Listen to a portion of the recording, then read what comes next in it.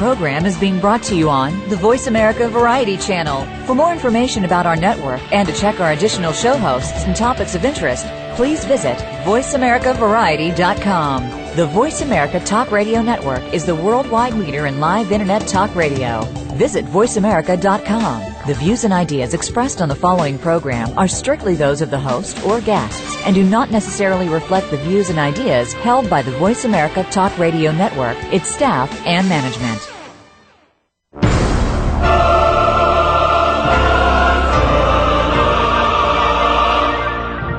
Welcome to Crime Prevention 101 with host Susan Bartelstone. We're so happy you've joined us. Over the next hour, you'll learn the tips, tricks, and vital information that'll help you keep yourself confident and safe. Now, here's the host of Crime Prevention 101, Susan Bartelstone. In 2007, a Nebraska judge ruled that the prosecution, the victim, and their witnesses couldn't use the words rape, sexual assault kit, or victim during a trial because those words were deemed prejudicial to the defendant. But this was a rape case. And a further request to include the words sex and intercourse in the ban was denied, possibly reluctantly by the judge, because then there would have been no way to describe what happened to the victim. The result, 2 hung juries, and an eventual decision by the DA's office not to prosecute a third time. Now, when I hear about cases like this, and especially since my experience last summer when I was almost picked to serve on jury duty on a sensational murder case, I become convinced that public scrutiny of the courts is essential to ensure fairness and to shine a light on racial, cultural, or gender biases. So tonight I'll be speaking with Marna Anderson and Dawn Cornell from the National Court Monitoring Program WATCH about volunteer court monitoring programs and how they do watch out for abuses. So if you've ever scratched your head over an incomprehensible verdict like I do all the time, you don't want to miss this. Now also tonight I'm going to take another look at bullying, which I've talked about on a number of shows, but I want to look at it tonight from the perspective of people who are bullied because of their religion. And every time I hear about a young Muslim person, usually a male, who grew up in this country and when they hit their teens became identified with jihadists, those who want to destroy us, I always wonder if they became alienated from the United States because they were bullied and ostracized growing up because they were Muslim. Now, religious attacks and bullying exists all over the country, of course, and they're not only confined to Muslims, but this is a heated issue here in New York City right now. So I've invited New York City Council member Helen Diane Foster and a member of her African Muslim Youth Council to be on the show to talk about this problem and what's being done here in New York to combat it. So maybe there'll be some ideas for you where you are. And last but not least, I'll be speaking with career criminal Felon O'Reilly. Yes, that is his stage name. Felon was arrested for felonies 73 times, incarcerated 7 times, but he's now doing stand-up comedy routines at correctional facilities and drug treatment programs all over the country. He's really funny and very poignant and brings a message of hope mixed in with the humor. So if the stress of your life is making incarceration look good to you, why not take a break and laugh a little with us tonight and maybe get optimistic again? I'm Susan Bartelstone, coming to you from the chilly but always sizzling New York City, and welcome to Crime Prevention 101. And don't forget that you can take us with you wherever you go, compliments of iTunes.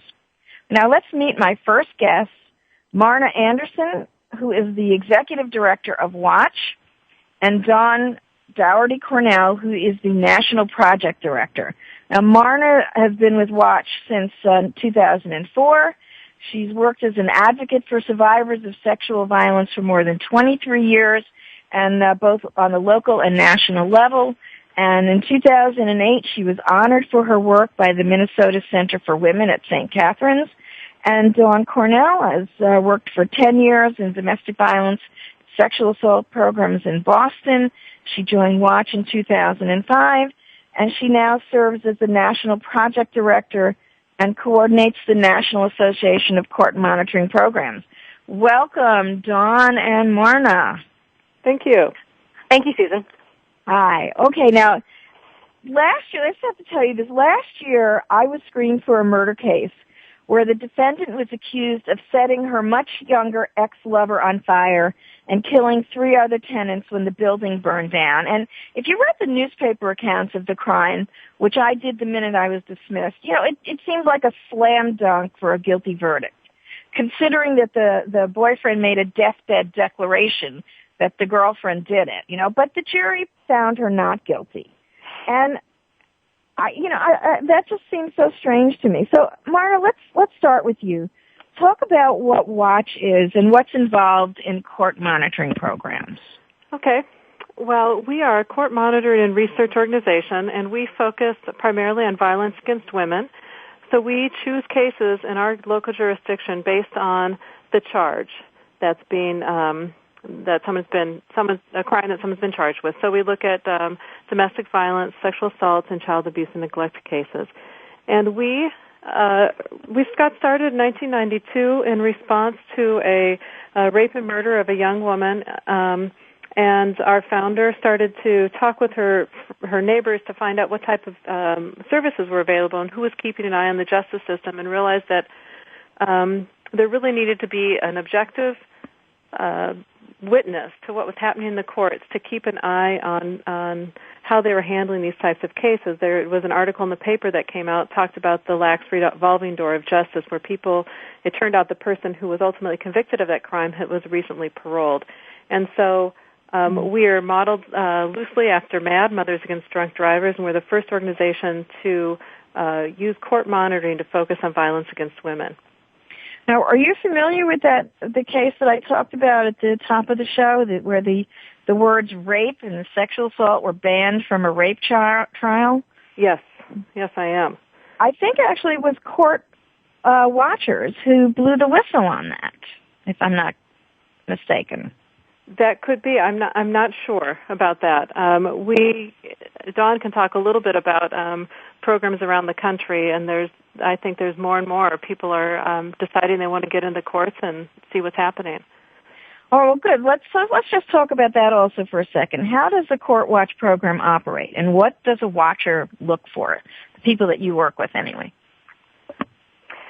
Well, this is Dawn, and depending on depending on what you're looking for or what kind of program you are, you're going to be looking for different things. So most programs that monitor sexual assault and domestic violence cases are part of an already existing domestic violence center or rape crisis center. So typically the things that folks are looking for are related to how the victim is treated in those cases. And so they might be looking for judicial demeanor, if the judge is acting appropriately or inappropriately. For our organization, we monitor everything that's happening in the courtroom. So we're also looking at the demeanor of clerks and victim advocates, and we have probation in our courts as well. And then we are also looking at offender accountability. So do we feel the sentence is appropriate to the crime? In the case that you're talking about, where rape was not allowed, we would certainly have seen that as an issue of offender accountability and judicial. I think, right? I mean, that so many things wrong with that scenario, right? Yeah. Yeah. There wouldn't have been any way that you could have convicted this man because you couldn't say what happened to her. Yeah. And the one thing we know for sure is that there is no slam dunk. It seems like you were saying cases that seem like they should be a slam dunk, particularly around sexual assault, are rarely that because it's so difficult to convince a jury in general that what's actually happening is sexual assault and that it is harmful to victims and that there are, lifelong consequences to being a victim of sexual assault. So they're very difficult cases to convict on. Indeed they are. And if you can't even say the word, I mean, right. That was a travesty and a joke. Yeah. I think what most people don't understand is that unless it's a particularly high security case, anyone can come in and sit in on a trial. Yeah, I mean, one of the great things of our democracy is that we have an open, transparent court system. Mm-hmm. And it's good to know how justice is administered in your local jurisdiction and how people are handling cases. We are interested particularly in cases of violence against women because historically they're crimes that have been ignored and crimes that weren't crimes, right? They were, it was legal to beat your wife as long as it didn't go too far. That was a law from about 100 years ago, or maybe maybe late 1800s, I guess it was. That's right. And so, we're there to see that they're taken seriously, and that at each step along the way of the system, that safety is taken into account, victim safety, public safety, and that offenders are held accountable. That doesn't mean that it's necessarily going to be really harsh accountability, but there needs to be the courts need to be giving the message to offenders that this is not going to be tolerated in our community. And your organization, Watch, will actually train people what to look for, correct? Yes. And then what if you find something that's being abused? What do you train them to do? Go ahead. Yeah, our monitors watch a whole bunch of different types of cases. So their overall training we provide to them is based on kind of a general understanding of violence against women, because they have to be able to understand what they're seeing in court, as well as a general understanding of what's happening in the courtroom. And it's really important to have a diverse set of eyes watching the courts, because we all bring with us our particular history and knowledge and baggage, or, for better or for worse. And, people often ask us, well, what does Watch think? And what they're really asking is, what's the public's perception of what's happening in the court? Because none of us are lawyers, or, I guess some of our board members are lawyers. But so when we tell our volunteers, we send them out with some forms that collect some general information, but we really want their impressions of what was it like to be in this courtroom. Were you able to understand everything? Because if our general public Jane on the street court monitor doesn't understand what's happening, then victims and defendants don't understand what's happening. So I tell that, in my training of people around the country, I tell them that all the time. It doesn't matter what you know or don't know. It matters how, as a general person, it matters that you can understand your criminal justice process. Absolutely.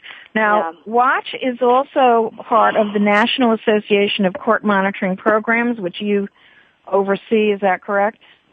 Yes. Yeah. And how many programs are there nationally like this? Well, so Watch sort of houses the National Association of Court Monitoring Programs, and our membership is about 22. But nationwide, there are at any given time between 30 and 50 programs that are kind of formally monitoring their courts, and they come and go because that's all we do. We're a freestanding organization. Other programs it's like a domestic violence program might monitor for a short amount of time. They might go in and have volunteers watch the courts for 3 months and then write a project or write a report and then kind of move on. So it's kind of a transient group. All right, but if people are interested in maybe getting a Court Watch program in their area, they can certainly contact you. And please give out that website. www.watchmn.org. watchmn.org, and that's a great website. And you have a newsletters posted there and interesting reports on criminal justice issues and so forth. It's really good. Take a look at that website. Well, guys, I can't believe it. Thank you so much for being with me. Well, thank you. It is absolutely my pleasure to have you, and we'll talk more in the future, maybe when there's a particular case that you guys are involved with, that you had some court watches with. So this is Crime Prevention 101, the radio show with an optimistic perspective on a sober subject. Coming up, since the terrorist attacks of 9/11, more and more kids, young kids, teens identified as Muslims, picked on, taunted, beaten up. We're going to put a spotlight on it from right here in my hometown of New York City, so stay tuned.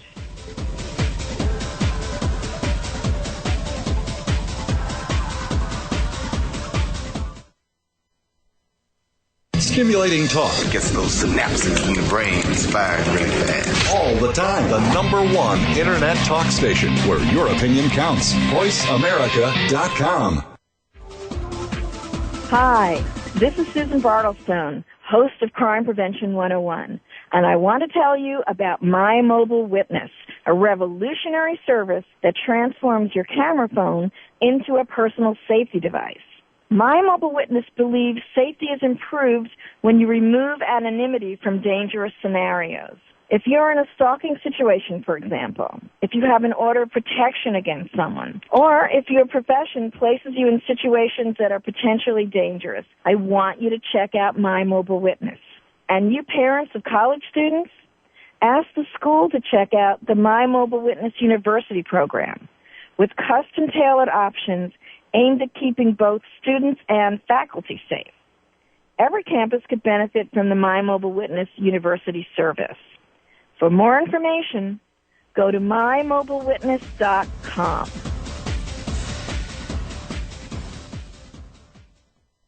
Violence, theft, drugs, graffiti, it's all part of joining a gang. In times like these, we need to protect our kids and our community from gangs. Gangs often prey on teens with low self-esteem who perform poorly in school and who seek a sense of belonging. Protect kids from gangs. Know who they're hanging out with. Encourage them to become involved in school activities. Give kids a positive alternative to gangs. To learn more, visit ncpc.org or contact your local law enforcement agency. A message from the U.S. Department of Justice, National Crime Prevention Council, and the Ad Council.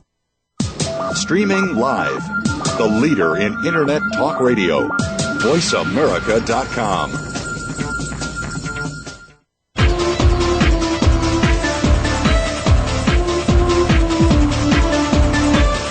You're listening to Crime Prevention 101 with Susan Bartelstone. We invite you to share your stories, tips, or suggestions for topics you'd like us to cover, and Susan will address some of these on future shows. Send your story or idea to solutions@fightsafe.com. That email address again is solutions@fightsafe.com. Now, back to Crime Prevention 101 with Susan Bartelstone. Hi, yes, Susan Bartelstone here, and there's plenty of show left to tune in for. So please start tweeting about us and follow me on Twitter. You can follow me on Facebook too. Come on and join the party. Now, let me introduce you to New York City Council member Helen Diane Foster, and we're going to talk about what she's doing in her district to give a voice to teens and college-age kids who are being bullied because of their Muslim religion. Councilmember Foster was born and raised in the Bronx County, which is one of the 5 counties or boroughs that make up New York City. And in 2001, she was elected to the city council from one of the poorest districts in New York City and one that's very diverse in terms of ethnic groups. And she's also the first African-American woman elected to city office from the Bronx. Among her other posts, she serves as the chairperson for the City Council Committee on State and Federal Legislation, and she's the co-chair of the Women's Caucus. So, Councilmember Foster, welcome to Crime Prevention 101. Thank you very much for having me and for having this discussion. Well, this is a very important discussion, and I've covered bullying from a number of aspects. But, you know, here in New York City, since the terrorist attacks on 9/11, anti-Muslim feelings have heated up, not just in New York City, nationwide too. But there's particular controversy right now over the proposed building of a cultural center about 2 blocks from the site of the World Trade Center. That would also include a mosque. And even President Obama has weighed in on this issue, but it sparked a new round of religious verbalizations and bullying reports. So I know that you've got a large Muslim component in your district, correct? Yes. And so you've instituted this group. And would you talk a little bit about the African Muslim Youth Council and what you're doing there with it?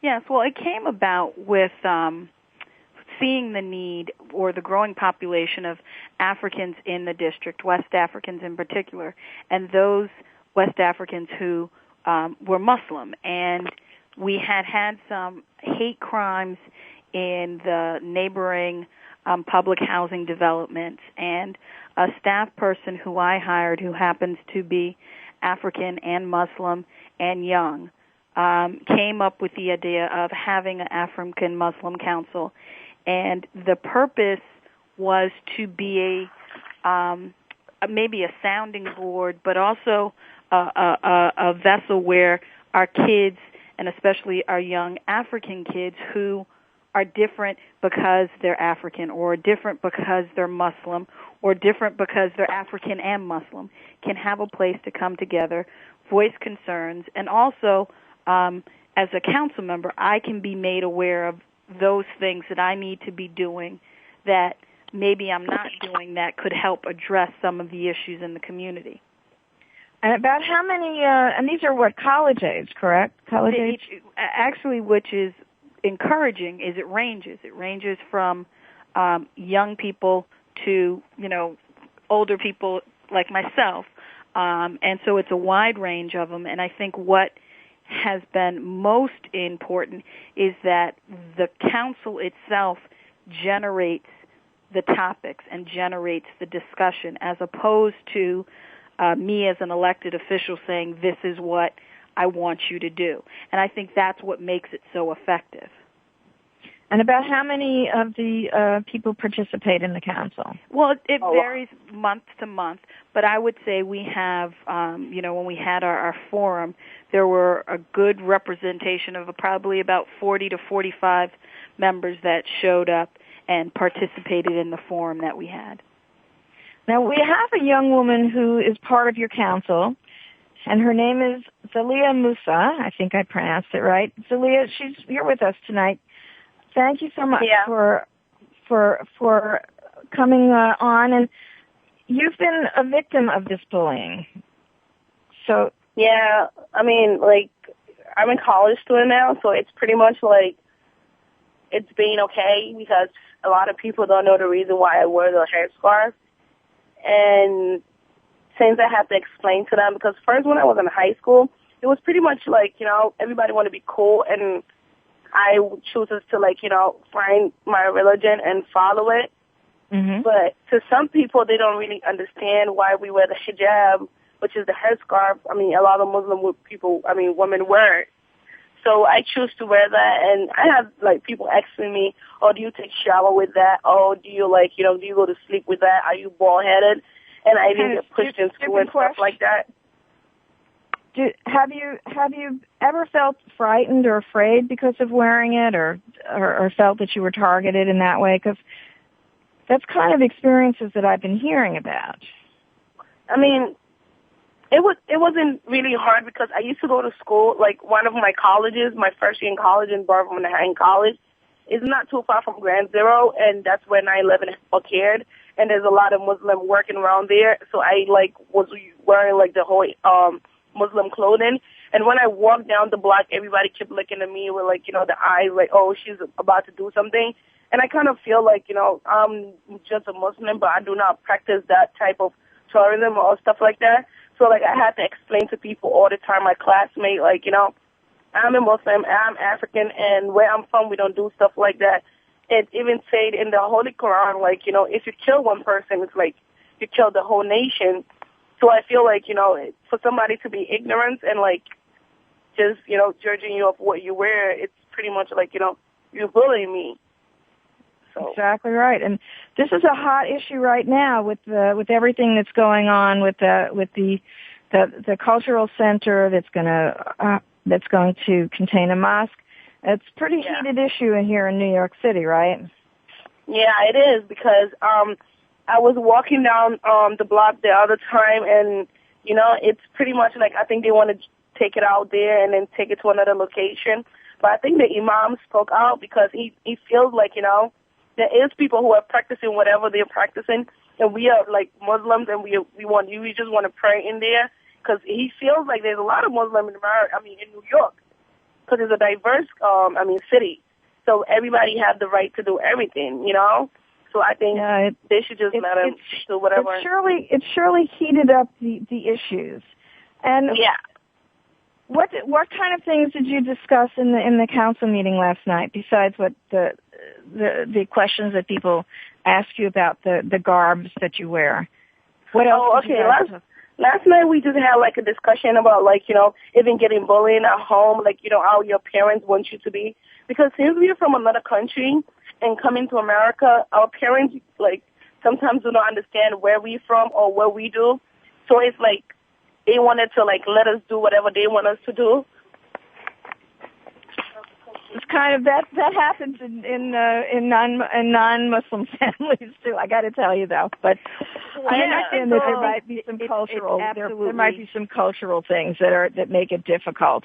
But I think it's great. You like the council, right? As a place to really talk about issues that concern you, and I think it's terrific that you have. Councilmember Foster, what do you take away from this group, and then what do you do in the district to combat the bullying and to see that it doesn't explode as these controversy? Well, I think the African Muslim Council is one of many councils I have in the office, and I think the one thing that all the councils have that personally work best for me is that the office can be a place where those issues are brought up. And I think that when we talk about what's happening now, resurfacing because of the Park 51 project and the situations, as she spoke of people looking at her differently, it comes from just a place of ignorance and not learning about other people's culture or other people's religion. And what we're doing in terms of 9/11 is blaming a religion for acts that were done by individual people. I think the council, and what I think anyone who is being bullied, is go and tell someone. Don't think this is something you have to suffer silently with. And if you can't, or if your parents aren't listening, come to my council office, drop by, send an email. The important thing is that we start having these discussions, and often I think if we start turning the spotlight to the kids that are engaging in bullying and asking them, what are you thinking?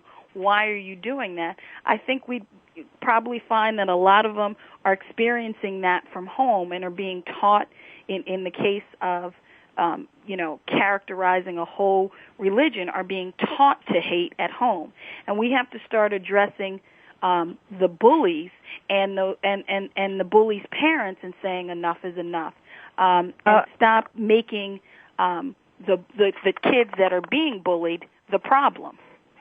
I absolutely agree, and that's why I wanted to have you come on. I want to talk about this idea of it, and I really thank you so much for giving us some insight, and I hope people will take this idea of having these councils and go to their representatives and then try and get more of this done. I absolutely encourage it. That's what we are here for. That is what people in elective office are here for. We're here to serve you. And so it's important that as an elected official, be it a city council member, a state assembly person, or a state senator, that they know what the issues are so that we can address them. What else can we do? And Celia, maybe you have some insight here too. Yeah, well, I mean, since I'm a teen, I'm only 23, so I feel like, since me being an African and now no matter what, I have adopted American lifestyle, there's a lot of issue going on in our community right now because a lot of our friends of Africans who are coming from back home and coming to the United States and living in the Bronx, it's pretty hard because it's every corner you walk with, it's drugs going on. So those kids, when they come here, they're trying to copy some type of lifestyle. So they getting bullied. It feels low self-esteem. So they just want to, join those type of people. And that particular African kid will want to bully another kid. Sense of what he's not getting what he wants, and he want to be cool in the area, or he want to stand in the corner just like everybody. So I feel we can have an organization like what the council members are doing is terrific. I mean, we are all coming out. We are voicing our voices being heard, and we are having discussions about youth coming out every single day. And Naima is doing her thing, and the council member herself, she's doing a good job letting us come in and helping others of our brothers and sisters. So, like, we can have more. I think we should have more, like, more youth. We should have more, like, summer youth and stuff like that. Like, you know, we can have a place like an art center and, like, you know, some people have talent. They might want to bring it out than standing outside and doing stuff like that, not just to come in there and just talk about the discussion, like having a youth center for the African kids and, you know, you are not alone. Somebody's there to listen. You know what I mean? So, like, I think we should have more, like, centers, like, you know, a place for, like, you know, for summer, winter, after-school places. That I think that would let us stay away from the bullying and copying some stuff that it's not where we are from. We should keep the self-respect, and we should, like, you know, hold that respect that we have from back home, and maybe something that can change everybody. I mean, not everybody, but, like, particularly the ones who was born here and raised here. So I think that's the idea that I had. Well, I like so actually you do like the idea of that of the cultural center. Well, I totally do. I totally like the idea of the culture center because that's what I said. I mean, I never used to talk a lot. Like, I never used to, like, bring ideas and stuff. But, like, since they had this, I kind of let, like, my voice heard. Like, you know, if I have some discussions, I'll come there in the meeting. I'll let them know this is what is going on. So can we get this type of help? Can you, like, help the community? Can we bring the youth together? Because our youth is just, like, sometimes so is the parents. Because our parents are not listening to us because some of them don't have enough education. So for them to listen is like, you know, hey, we are from back home, so listen to what I'm telling you to do. You're not listening like, hey, your kid is in America. He or she is going through a lot in school. So all you're doing is sending your kids to school, but you're not listening to them. The problem is what lack of communication that the parents do not, like, have within the relationship between their kids. So the kids go outside and then do whatever they want to do. So having, like, that center. I hate to interrupt you, but we're coming up to break, but I think you have a great idea there, and Councilmember Foster, thank you also for giving us some insight. I've got more tips and resources on bullying prevention coming up later in the show, so be sure to stick around for that. And when we come back, you're going to meet ex-con Felon O'Reilly, who's trying to get back into the prisons so that he can do a stand-up comedy routine for the inmates. You just got to hear this story. Stay tuned. Thank you.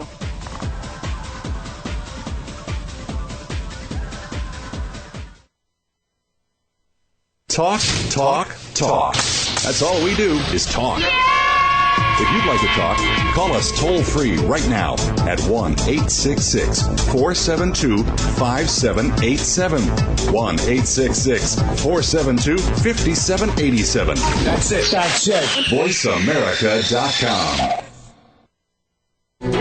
After more than 17 years' experience teaching safety skills to thousands of women and men, crime prevention and personal safety expert Susan Bartelstone concluded that by thinking and responding quickly, ideally within 20 seconds, potentially violent criminal encounters can be prevented. Using techniques from many different disciplines and illustrated by 60 real-life examples and success stories, Susan shows how it's done in her new book, Think Fast and Prevent a Violent Crime: How to Respond to Danger in 20 Seconds or Less. Check out www.crimeprevention101.com for more information. Stimulating talk. It gets those synapses in the brain fired really fast. All the time. The #1 internet talk station where your opinion counts. VoiceAmerica.com.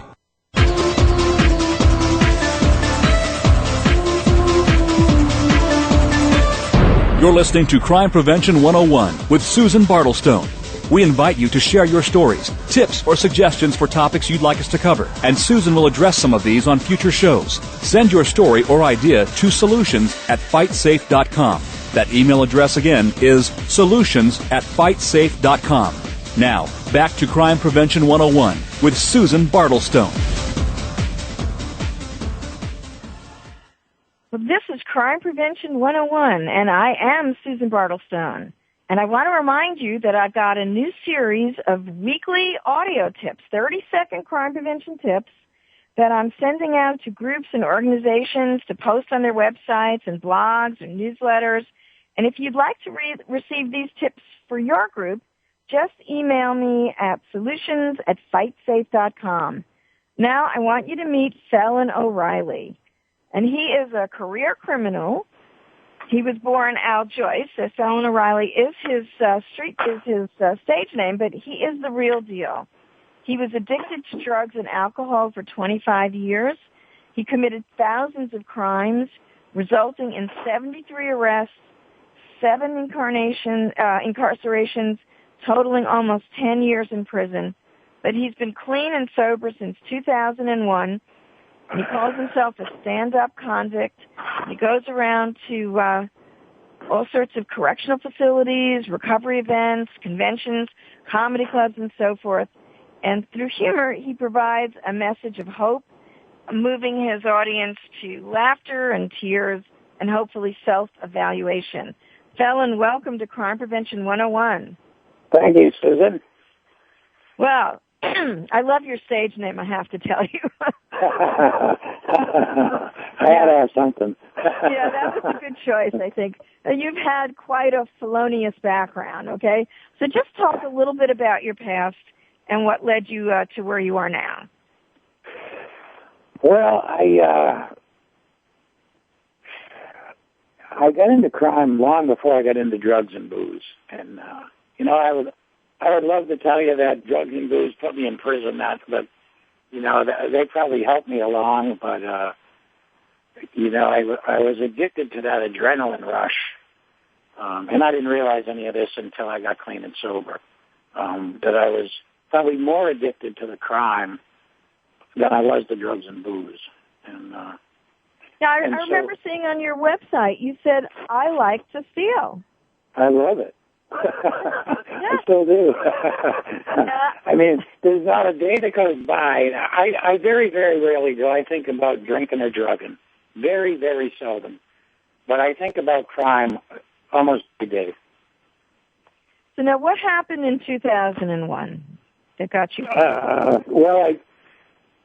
2001 was I had put together 5 years clean and sober a few years before that when I was on federal parole, and they were very strict. So I eventually ended up getting clean. After violating my parole 4 times, I finally got clean. I just wanted to get clean long enough to get off parole, and then I just kind of stuck with it for about 5 years, and then I started using heroin again after 5 years, and that lasted for about 2.5 years. And in that 2.5 years, I was in 17 rehabs, and I just couldn't stop. And I finally caught 11 more felonies, and they locked me up, and I kicked in the jail cell. And I just finally had enough.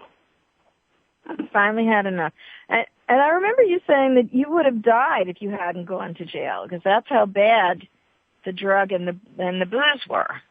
Yeah, and I mean, my whole life, I always thought that I would die on the streets or catch a life sentence and die in prison.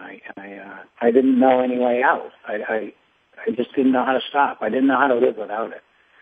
And did you eventually go to AA, or because I know you do? Yeah, I had dabbled in the 12-step programs, but I never really. I just wasn't ready. You know what I mean? And everybody's bottom is different, and for me, it wasn't going to prison. Prison got to be my solution to things. What my bottom was, I couldn't even laugh anymore. Nothing fun. And I had a son born when I was in prison, and I couldn't even be a father to my son. And so at that point, I had failed miserably as a son, as a sibling, as a husband, and now I was failing as a father. And my son was born while I was in prison doing a federal bid, and he was about 3 years old when I got out. And, he would want me to teach him how to play baseball, and I'd spend 10 or 15 minutes with him, and then I'd have to leave to go get high. And, at night he'd be wanting me to read him a bedtime story, and I'd be skipping the middle chapter because I needed to go get high. And So it's just finally you'd had enough. That was it. My kid was like 8 years old before he finally figured out there was actually 3 of those little pigs. All right, so now that was a turning point. You're clean and sober. When did you decide to be a stand-up comedian? Where did that come from? There was a comedian back in on the East Coast. Actually, I can use his name. He doesn't mind. I tell this story all the time. I was speaking at a lot of AA meetings, and one summer I was speaking at a meeting on Martha's Vineyard, and Lenny Clark was in the crowd, and I don't know if you know who Lenny Clark is, but he's a very famous comedian. He started out in Boston and ended up in L.A. and was very successful. And he was in the room when I was speaking, and I've always used humor. And so after the meeting, he came up to me and he said, "How long have you been doing stand-up?" And I said, "Lenny, I'm a friggin' carpenter." And he said, "Dude, you really ought to try stand-up." And so other people had told me, coming from him, it meant something. And so a few months later, I got into a comedy contest in Portland, Maine, and the rest, as they say, is history. All right. Well, why don't you give us a little bit of your act? We have about 4 minutes. Okay. Well, I just basically what I do is, I just tell people what a screw-up I used to be, and they laugh and pay me money, and they think I'm making it up, But you're not. Well, go ahead. It's all based on true events, One of the things I often talk about was high school, which is where it really, I really turned the corner there and started on a downward spiral. Was in high school when I started selling drugs, and I flunked English. I flunked English 2 years in a row, and they'd be proud of me today because I've completed several sentences, Ah, indeed. Now, I know you talk about driving drunk. Oh, God. Well, my problem was I was a smart ass, and I get pulled over, and those cops, they always got the trick questions, because they'd be like, "Where are you going tonight?" And I'll be like, "Well, friggin' jail apparently now." And I got arrested on the OUI one night, and the cop says, "You're going to have to take a breathalyzer." And I said, "I can't. I'm asthmatic." And he said, "Well, then you'll have to take a blood test." I said, "Well, I can't. I'm a hemophiliac." He said, "Well, then you'll have to walk. You'll have to get out and walk a straight line." And I said, "I can't. I'm too friggin' drunk." Uh-huh. Absolutely. And I bet, and I saw that on, you have some of the routines that you do on your website, and those men, they were all wearing orange, and they were laughing hysterically. Yeah, I really like doing the prisons. I wish I could do more of them. But unfortunately, the states are broke these days, so, most of the prison shows I do are free. And I remember one of the other clips, you said that you used to drive drunk a lot, but you weren't proud of that, right? No, but, I was usually too drunk to walk, for God's sakes. I just drank all the time. So you had to drive. You were too drunk to walk. I thought that was hysterical. Now, you're the author of a book, right? Yes, Laughing on the Inside. I have another one coming out called Doing Time and How to Avoid It. Okay. Neither one are comedy books. There's some funny stories in there, but they're funny now that I'm beyond it. People relate to the message that a career criminal like you could turn their life around. I think because you approach them with the humor rather than preaching, or lecture. That's the first way to shut them off is preach at them. So I just talk about me. I tell them what I do. And, the first time I did a prison gig, Susan, a week later I got 60 thank you letters from the inmates. And it was probably the most spiritual day of my life. It was just incredible. I mean, any day that I can go into prison and get out the same day is a spiritual day for me anyway, but to get all those letters thanking me for coming in, and some of them were actually quoting some of the things I said, so they were listening. They sure were. I guess 60 letters from an audience, trust me, from a lecture is incredible. And there's a documentary film, right, that was made on your life. Yeah, that should be out. That's going to the editor next month, and so we're hoping to hit the film festivals with that in the spring. I've got a few things going on, and I do this thing called Laughs Without Liquor. Myself and a couple other sober comics, we travel around different cities and we put on. We're all in recovery, and we're all we always do a dry, no booze show. So well, if you're coming into New York City, you better let me know, because I'll come down and I'll watch the show and get to meet you. I think we're actually coming to New York City. I think the end of January. I don't think we've nailed the date down. It's either the end of January or the beginning of February. All right. Well, you better let me know. I certainly will, Susan. Felon, it was a pleasure to have you on the show, and to find out where Felon is going to be appearing, and for more information about the book, it's www.felonoreilly.com. And I'm going to be posting links to all my guests, along with more information about the show topics, on my blog, crimeprevention101.com. And this is Crime Prevention 101, so stay right where you are. When we come back, I want to give you some bullying resources, and got a few things to catch you up on, so stay tuned.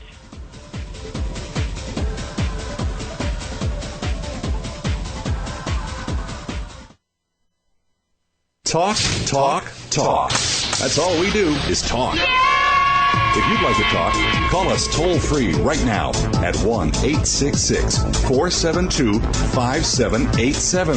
1-866-472-5787. That's it. VoiceAmerica.com.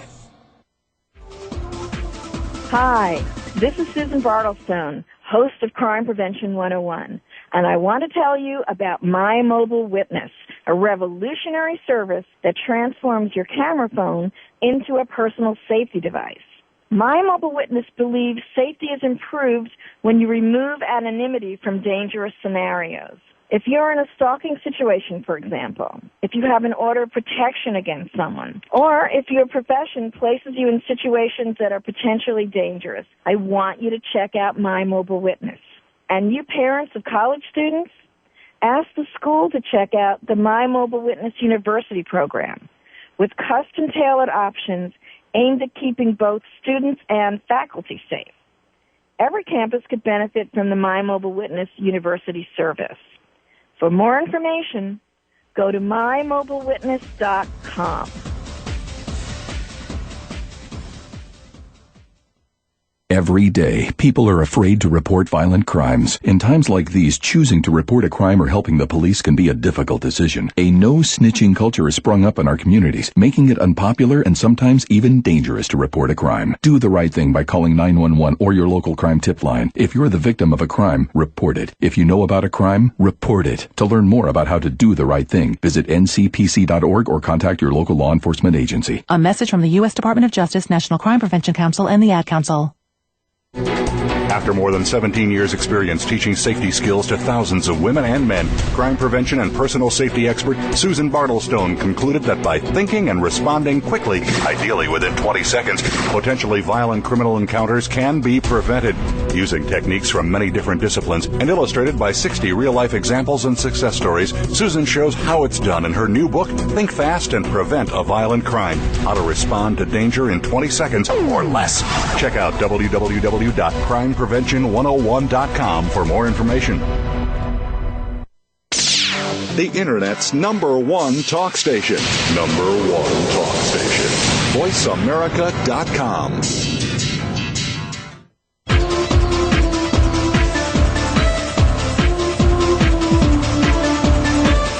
You're listening to Crime Prevention 101 with Susan Bartelstone. We invite you to share your stories, tips, or suggestions for topics you'd like us to cover, and Susan will address some of these on future shows. Send your story or idea to solutions@fightsafe.com. That email address again is solutions@fightsafe.com. Now, back to Crime Prevention 101 with Susan Bartelstone. Hello again. This is Susan Bartelstone. And don't forget that Crime Prevention 101 is available on iTunes. I want to keep reminding you of that because you don't have to be at your computer to listen to all this wonderfulness. A couple of resources I have for you, and it's hard to remember it from the radio, but I'm going to put all of these in my crimeprevention101.com blog, so you've got it for you there. But I want you to have these bullying resources because they're important. First one, kidsareworthit.com. Second is bullies2, and that's the number 2, buddies.com. This is a guest I had on, Professor Zalman. He had a lot of good things to say. We've got parentsconnect.com. We've got kidpower.org. They've got tons of bullying tips, brand new book on bullying. It doesn't matter what the source of the bullying is. So these are some good resources for you there. I've got a bunch more that I'm going to put on the website as well. I wanted to tell you about an app that is out for Droid, and I think that they have it also for the iPhone. And this is from the Hollaback people, HOLLABACK. Done a couple of shows with them.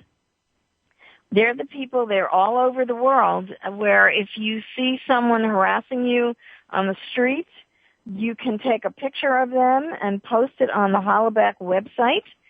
And it's just a way of getting even at people that confront you. So there's an app for that now, Droid, and on iPhone. I also wanted to tell you about a show on Spike TV. It's called Don't Be a Victim, and they enact different crime situations and talk about what you can do in them, how to defend yourself. They do self-defense techniques, so that's kind of important. Don't Be a Victim, it's called, Spike TV.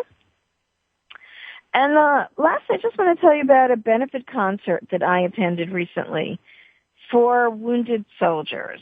And this was a huge thing. It was put on by the Bob Woodruff Foundation, and he's the newsman that got blown up one of the bombs. He was horribly injured.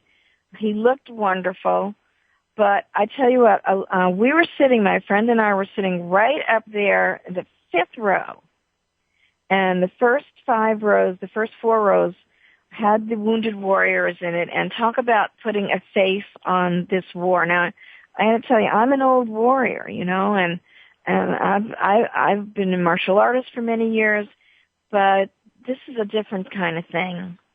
And it was such a difficult experience for me personally to see these really beautiful young men, young women.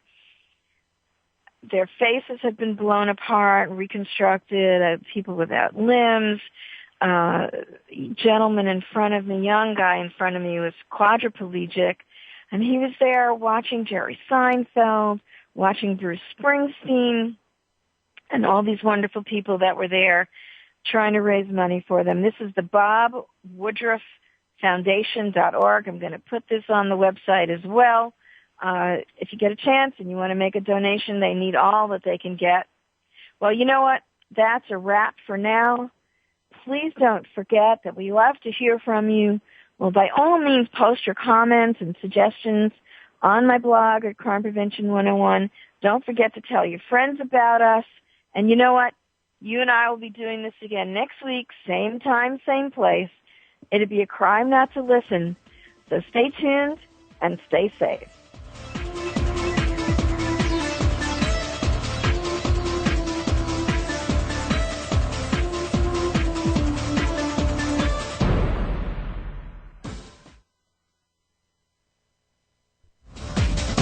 We hope you got some useful information and inspiration this week on Crime Prevention 101. Susan Bartelstone invites you to join us again next Wednesday at 5 p.m. Pacific and 8 p.m. Eastern Time, here on Voice America. If you want to learn more about Susan's guests, sign up for her newsletter, or find out about upcoming teleseminars and workshops, go to www.crimeprevention101.com today.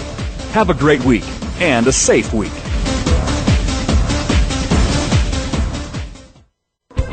Thanks again for listening to the preceding program, brought to you on the Voice America Variety Channel. For more information about our network and to check out additional show hosts and topics of interest, please visit voiceamericavariety.com. The Voice America Talk Radio Network is the worldwide leader in live Internet talk radio. Visit voiceamerica.com. The views and ideas expressed on the preceding program are strictly those of the host or guests and do not necessarily reflect the views and ideas held by the Voice America Talk Radio Network, its staff, and management.